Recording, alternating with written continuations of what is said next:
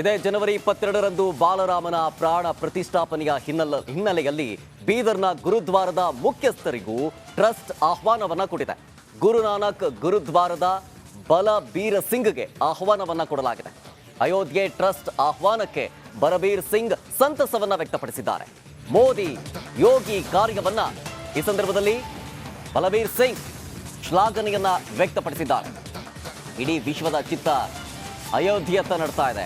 ಜನವರಿ 22ನೇ ತಾರೀಕು ಬಾಲರಾಮನ ಪ್ರಾಣ ಪ್ರತಿಷ್ಠಾಪನೆಯಾಗುತ್ತೆ. ಇದರ ಹಿನ್ನೆಲೆಯಲ್ಲಿ ಗಣ್ಯರಿಗೆ, ಹಲವು ಮುಖ್ಯಸ್ಥರಿಗೆ ಆಹ್ವಾನವನ್ನು ಕೊಡಲಾಗಿದೆ. ಈಗ ಬೀದರ್ನಲ್ಲೂ ಕೂಡ ಅಷ್ಟೇ, ಬೀದರ್ನ ಗುರುದ್ವಾರದ ಮುಖ್ಯಸ್ಥರಿಗೂ ಕೂಡ ಟ್ರಸ್ಟ್ ಆಹ್ವಾನವನ್ನು ಕೊಟ್ಟಿದೆ. ಗುರುನಾನಕ್ ಗುರುದ್ವಾರದ ಬಲಬೀರ್ ಸಿಂಗ್ಗೆ ಇನ್ವಿಟೇಷನ್ ಅನ್ನ ಕೊಡಲಾಗಿದೆ. ಅಯೋಧ್ಯೆಗೆ ಬನ್ನಿ ನೀವು ಅಂತ ಹೇಳಿ. ಅಯೋಧ್ಯೆ ಟ್ರಸ್ಟ್ ಆಹ್ವಾನಕ್ಕೆ ಈ ಸಂದರ್ಭದಲ್ಲಿ ಬಲಬೀರ್ ಸಿಂಗ್ ಸಂತಸವನ್ನ ವ್ಯಕ್ತಪಡಿಸಿದ್ದಾರೆ.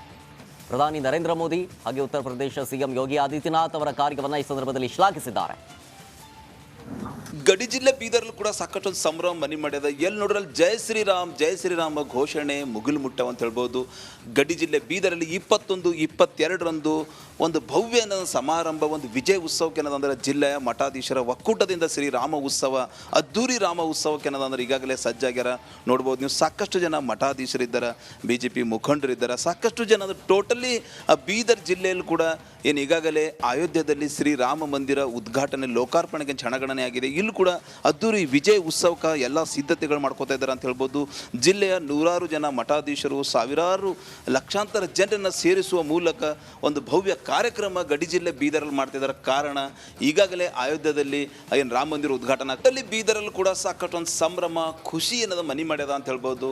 ಸಾವಿರಾರು ಜನರನ್ನು ಸೇರಿಸಿ ವಿಜಯ ಉತ್ಸವ ಮಾಡ್ಲಿಕ್ಕೆ ರಾಜ್ಯದ ಮುಕುಟ ಬೀದರ್ನ ರಾಮ್ ಭಕ್ತರು ಕೂಡ ರೆಡಿ ಆಗ್ಯಾರ ಅಂತ ಹೇಳ್ಬೋದು. ಕ್ಯಾಮ್ರಾ ಪರ್ಸನ್ ಭಾರತ್ ಜೊತೆ